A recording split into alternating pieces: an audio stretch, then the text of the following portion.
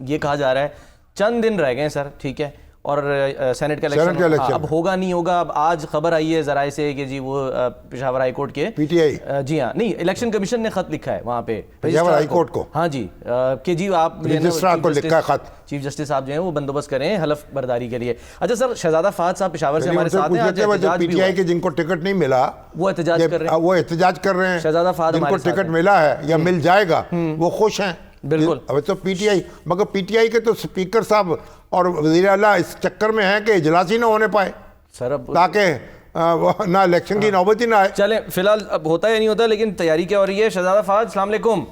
एहतजाज हुआ आज पेशावर प्रेस क्लब के बाहर, क्या हुआ जनाब? किसको टिकट, अभी टिकट अनाउंस कर दी है पीटीआई ने क्या? हाँ, ऑफिशियल लिस्ट आ गई। देखिए, पीटीआई की जो लिस्ट थी वो तो कई दिनों से जेर गर्दिश थी, लेकिन गुज़िश्ता रोज बैरिस्टर साहब ने बानी पीटीआई से मुलाकात की है और एक नई लिस्ट जो है, नए नाम जो है वो सामने लाए हैं, जिस पर एक तनाज़ा खड़ा हो गया है।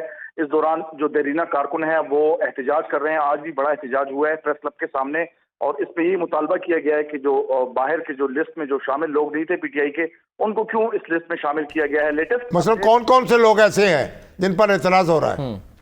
मिर्जा अफरीदी जो है उस पर काफी उन्होंने इतनी इन्वेस्टमेंट की है लाहौर में, इतना बड़ा खाना किया है, इतना बड़ा उनका फार्म हाउस है, इतनी बड़ी जमहूरियत के लिए उनकी खिदमत हैं, पता नहीं लोग क्या कर रहे हैं। अच्छा, और तो वो उसमें ना आयशा बानो का नाम भी इन्होंने, जो खवातीन की जो नशिस्त थी उसमें भी इसको पीछे कर दिया है, तरजीही लिस्ट में इसको शामिल नहीं किया गया।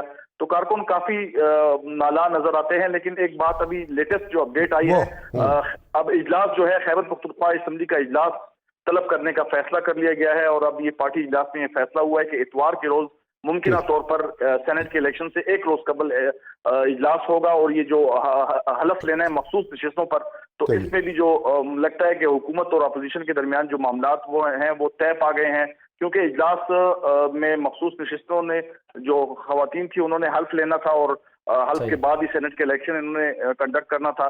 तो इस हवाले से अब लेटेस्ट अपडेट भी आई है कि अब इजलास तलब कर लिया गया है। लेकिन अब जो नाम सामने आए हैं बैरिस्टर की जानिब से, तो उस पर जो पार्टी कारकुन है वो काफी नाखुश। चलिए, अल्लाह ताला उनको सब्र जमील दे कारकुनों को, और जिनको टिकट मिलने हैं चले बहुत बहुत शुक्रिया।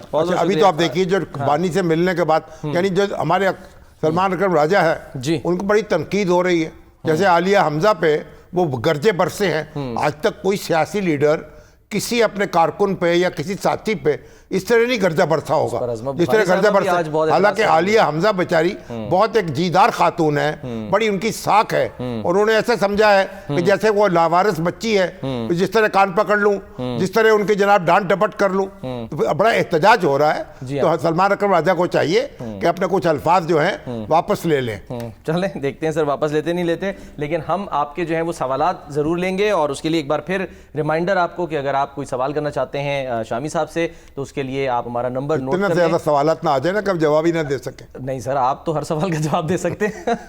नंबर है जी 03 यानी कि 5 दफ़ा 4 0233, और अगर आप इंटरनेशनल यानी कि जो है वो डायल कर रहे हैं तो फिर आपने +92 जो है वो लगा लेना है। कोई भी अपना सवाल आप भेज सकते हैं, ऑडियो की सूरत में, वीडियो की सूरत में, या फिर लिखकर अपना नाम जरूर बताइए।